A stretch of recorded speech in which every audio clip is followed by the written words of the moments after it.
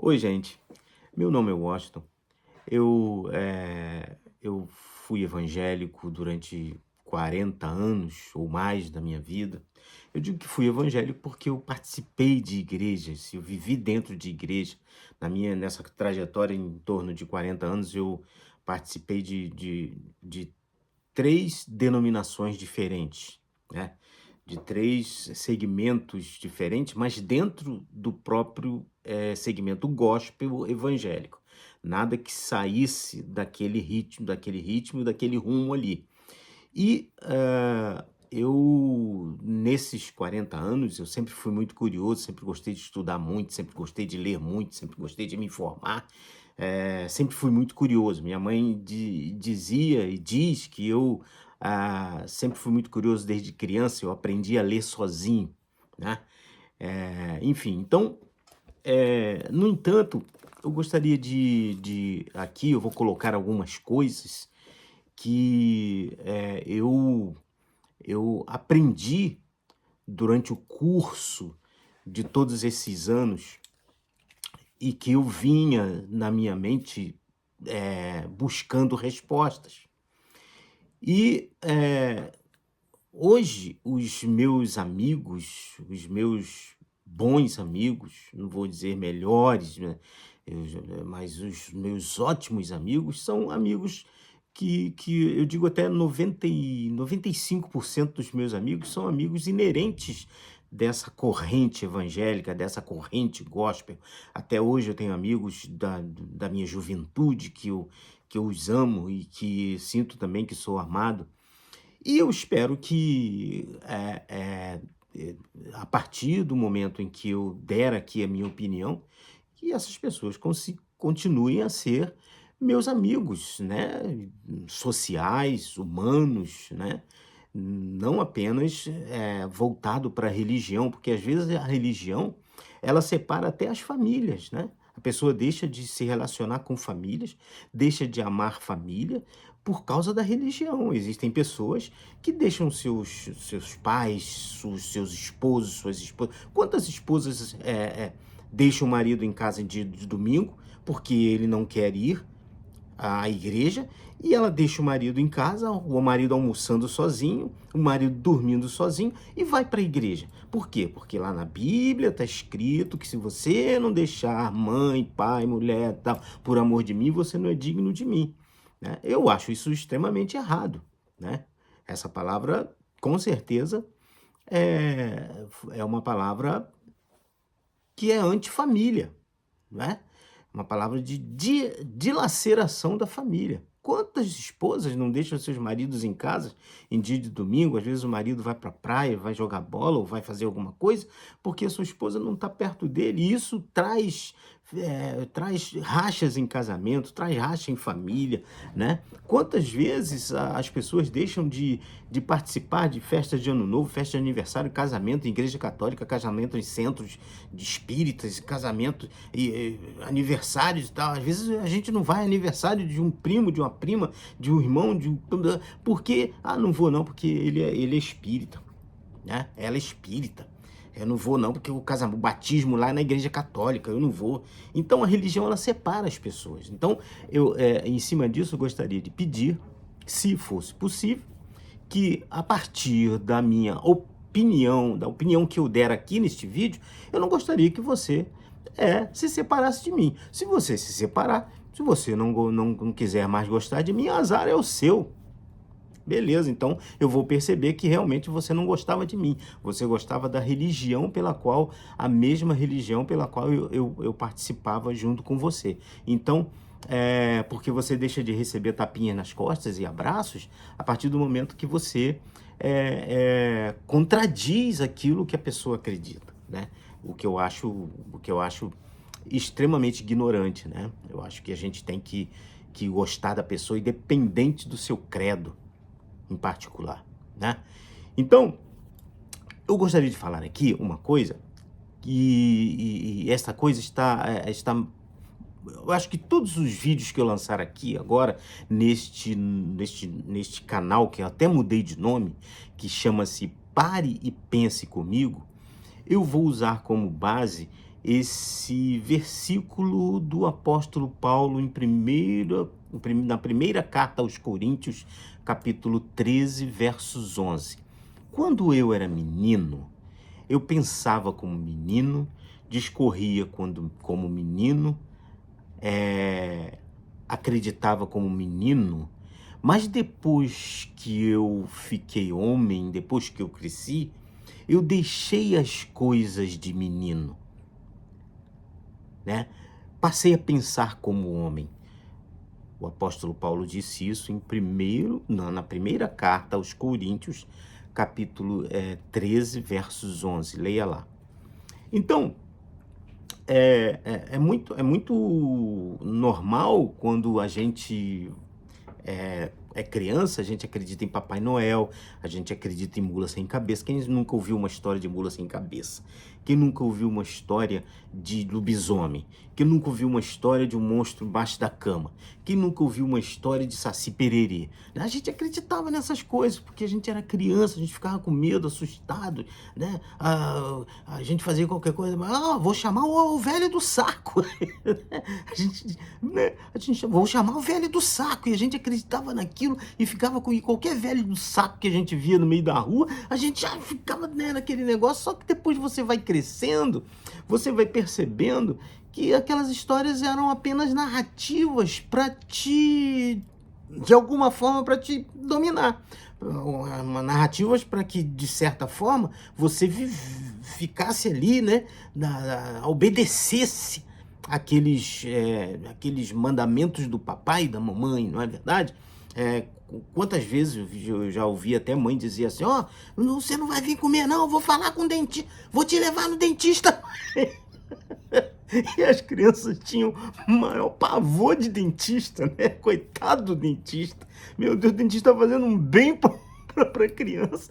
E a mãe e o pai já me colocavam medo na criança porque a mãe, se você não comer, eu vou levar você ao dentista. Se você não escovar o dente, você vai no dentista amanhã. O dentista era um fantasma na cabeça da criança, que depois, quando você fica velho, você fica mais, né, você cresce, você deixa essas coisas de menino, esses pensamentos de menino. Você descobre que, poxa, esse negócio de Papai Noel, caramba, acreditei nisso, pô, a história de Papai Noel. Com base nisso, eu gostaria de entrar num assunto e gostaria de chamar a sua atenção para uma reflexão séria.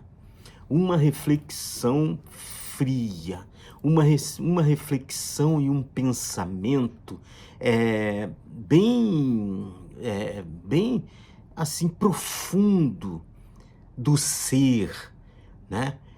Um pensamento que não fosse baseado em fé apenas, mas aliás, eu gostaria até de abrir um parênteses aqui e falar, eu não quero com isso que eu vou dizer aqui, que você deixe sua fé, que você deixe de acreditar em Deus, que você deixe de ir à sua igreja. Eu não estou pregando uma outra religião, não estou pregando uma outra forma de crer. Eu só quero que você coloque os seus pés em cima de uma coisa que se chama verdade. Se você quiser acreditar, se você quiser acompanhar o raciocínio lógico das coisas, né? Se você quiser deixar o raciocínio de menino, então você poderá vir e raciocinar, pensar comigo, refletir comigo algumas coisas. Por quê? Porque disseram para nós que algumas coisas, ou aliás, todas as coisas que existem na Bíblia, foi Deus que escreveu e usou homens inspirados para escrever. E eu quero dizer para você que nem sempre foi assim. Desculpa, mas, por favor, não desligue o vídeo. Eu tenho algo para te mostrar aqui dentro da Bíblia, ok? Não saia do vídeo. Eu quero te pedir que você se desconecte agora da religião, daquilo que você aprendeu dentro da religião. Não quero que você vá depois sair perguntando ao pastor, porque o pastor ele nunca vai dizer isso que eu estou te dizendo, né? Não quero que você vá perguntar pro professor de escola dominical. Eles vão dizer que isso tudo é mentira, né? E também não vão te apresentar uma prova lógica, uma prova contundente, né? Existem muitas provas lógicas e contundentes aqui dentro deste assunto, dentro do assunto chamado Bíblia, que a gente pode trazer a partir de arqueologia, de estudos profundos, né? Até das línguas originais pelas quais a Bíblia foi escrita, quem escreveu. Se a Bíblia foi o primeiro livro a ser escrito, não foi. Os sumérios, pesquisa aí quem foram os sumérios. Os sumérios foram os primeiros escritores, não da Bíblia. Porque na ocasião em que a Bíblia começou a ser escrita, não existia Bíblia, não existia esses livros que nós temos. Eram rolos separados, perdidos, né? Eram coisas soltas que depois foram ajuntados, depois de muitos séculos foram ajuntados, e aí na nossa era, né, veio então se construir a Bíblia, já depois de 350, 400 anos da morte de Cristo. Mas eu quero voltar ao assunto em que eu gostaria de entrar, e aí eu vou aprofundar um pouco mais no canal do dente. E se você não espernear, se você não espernear e abrir o entendimento, como o dentista diz para você, abre a boca, abre mais a boca. Não tem aquela hora que o dentista fala para você, ó, abre mais a boca que eu preciso alcançar um lugar e você tem que abrir mais a boca. Então eu vou usar essa metáfora para te dizer o seguinte: abra mais o seu entendimento, abra mais a sua inteligência, abra mais o seu raciocínio, que agora eu vou chamar você para raciocinar e pensar comigo. E com relação a isso, eu vou usar a passagem de Adão e Eva no Jardim do Éden, junto com a serpente. Então, agora, o vídeo vai ficar curto. Eu já vou terminar, porque eu quero que você pare e pense no que eu vou te dizer. Eu quero que você pare, pense, reflita, repense no que eu vou falar para você, tá bom? Desconecte-se agora daquilo tudo que você aprendeu, da religião, para você poder ver o que às vezes a gente não vê. Quando a religião nos ensina, para a gente não ver mesmo, né? Então, vamos lá. Vamos tratar de Adão e Eva, ok? Não vou contar aqui a história, porque a história você já sabe, ok? Então, vamos dizer o seguinte. Vocês lembram da história de Adão e Eva. Agora eu vou usar uma metáfora aqui. Pense em você, que fez 2 filhos, um casal de filho, 1 filho, 3, 4, 6 filhos, né? 9 filhos. Pense nessas crianças. Pense naqueles filhos lindos que você fez e que você fez um quarto para ele lindo, né? Você fez um quarto lindo para essas crianças, esperando que eles ali tivessem, né? Você sonhou, você pintou, você botou uma coisa ali, uma coisa na parede, uma coisa no teto, você ornamentou aquele quarto com tapetinho, com figurinha, com berço, com tudo bonitinho, com tal brinquedo e etc e tal. E você coloca os seus filhos ou o seu filho ali naquele quarto, mas você sai do quarto e joga uma serpente venenosa lá dentro. E aí? Você como pai, você faria isso? Você criaria um lugar lindo, um jardim do Éden, para os seus filhos. e colocaria lá dentro um animal, como a Bíblia diz que era o animal mais sagaz de todos os animais selváticos daquela região, o mais sagaz.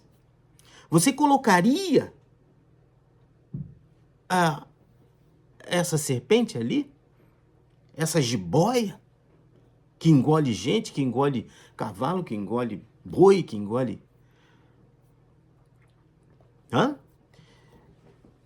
Eu não estou colocando aqui em dúvida a pessoa de Deus. Eu estou colocando em dúvida a narrativa do escritor. Aquele que escreveu essa história. Deus não tem nada a ver com isso, porque eu não sou ateu. Eu acredito em Deus. Eu creio que há um Deus criador dos céus e da terra, do mar, dos altos mares, dos peixes, de tudo que há na terra, de toda essa natureza linda. Eu creio em Deus. Eu creio num Deus poderoso. Mas eu não acredito que esse mesmo Deus possa ter tido a capacidade de fazer um casal lindo sair do jardim e deixar lá dentro do jardim, perto daquele casal, um dos animais mais perigosos, a fim de que ele sabia, ele sabia que esse animal iria matar o casal que ele fez com tanto amor, que ele criou o Jardim do Éden, e etc, etc. Você deixaria isso? E detalhe, se Deus é onipotente, onisciente, onipresente, ele poderia intervir no momento em que aquela serpente chegasse perto da sua criação. Ou não, você não interviria se você saísse do quarto e deixasse seus filhos lá. De repente você visse uma cobra entrando. O que você ia fazer? Você ia fechar a porta e deixar seus filhos lá? Eu quero só trazer a sua mentalidade o seguinte. Essa história não é uma história de Deus. Não é verdade que Deus tenha agido assim. Essa história fora contada por sacerdotes que vieram da Babilônia e implantaram essa história ao povo de Judá, que estava ali, pobre, porque quando eles vieram da Babilônia, eles vieram com um mandato persa. E eles, então, para se autoafirmar, eles criaram toda uma narrativa que, naquela ocasião, Judá não acreditou, mas que eles foram implantando ao longo dos séculos na cabeça dos filhos e dos filhos dos seus filhos, implantando essa história, e chegou até nós como se fosse Deus que tivesse escrito essa história. Essa história não é uma história verdadeira, gente. Pensa. Primeiro, você não entregaria os seus filhos e Deus também não entregaria. Se fosse ele que tivesse realizado aquele feito, colocado, ele não deixaria o diabo ali. Aliás, a serpente ali, todos nós conhecemos como sendo o diabo, porque lá em Apocalipse, né? Lá em Apocalipse 12:9, fala-se sobre a antiga serpente, o dragão, o diabo, Satanás, a antiga serpente. Então todo mundo deduz que era a serpente do jardim. Mas na ocasião em que fora escrito, as pessoas não tinham noção de que aquilo ali era diabo. O judeu até hoje ele não acredita nesse negócio de diabo, né? O diabo ele vem surgir com muita eminência após o Novo Testamento. Então, veja, a serpente falou. Gente, cientificamente, na história da serpente, nem emitir som pela boca, a serpente não tem cordas vocais. Pode perguntar a qualquer geólogo da face da Terra. Serpente não tem cordas vocais, né? Pode procurar. Pode procurar. Então, disseram que a serpente falou.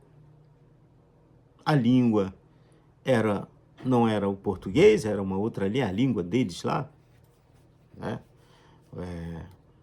Talvez o hebraico, quem saiba, talvez outra língua mais antiga. Mas é onde a serpente aprendeu a falar. Outra coisa, a serpente participou da conversa de Deus com Adão? O que você acha? Como assim? A serpente estava ali, ouvindo a conversa? Ela era onipresente? A serpente sabia das coisas? Porque ela disse, claro que não, vocês serão como Deus se vocês comerem do fruto, conhecedores do bem e do mal. E como assim? Então existem algumas perguntas sem respostas, que você vai entender que não fora Deus que mandou escrever essa história. Essa narrativa foi uma narrativa escrita pelos sacerdotes da época e sem autorização de Deus. O que eu quero dizer aqui é tirar de Deus a culpa, essa culpa de que ele permitiu que a serpente estivesse no Éden, cometendo todas essas atrocidades. E que hoje culpam a mulher. A mulher, ela foi descaracterizada como uma pessoa, digamos, hoje as religiões culpam a mulher por causa desse pecado, suposto pecado original, mas que não fora Deus que os levou a isso. Deus não tem nada a ver com isso. Isso foi uma narrativa daquelas pessoas que escreveram essa história para manipular a mente das pessoas no futuro. Então, eu quero só que você pare e pense comigo. Deus permitiria isso? Você permitiria que a serpente estivesse ali naquele quarto lindo com os seus filhos? Você não interviria? Né? Como, vamos supor que você fosse onipotente, onipresente, você deixaria isso acontecer? Outra coisa, você não estaria vendo que a serpente estaria ouvindo a conversa de vocês? Que ela estaria por ali ouvindo a conversa? Então, gente, eu quero que você pare, pense e reflita comigo. Essa história está mal contada. Pare, pense e reflita. Reflita, pense. Essa história está mal contada. Essa história não foi Deus que escreveu. Então é por isso que eu disse lá atrás que nem tudo que está na Bíblia é palavra de Deus. Por quê? Principalmente essa história da serpente no jardim do Éden e como o diabo, como Satanás, ela está mal contada. Ela está mal contada. Eu espero que você reflita. E eu espero que você não fique zangado comigo, porque eu não creio nesse Deus que tenha deixado isso acontecer. Repito, isso foi uma história narrada, uma narrativa dos sacerdotes daquela ocasião. Não tem nada a ver com narrativa divina, não foi Deus, porque essa é uma história muito mal contada. Pare, pense e reflita.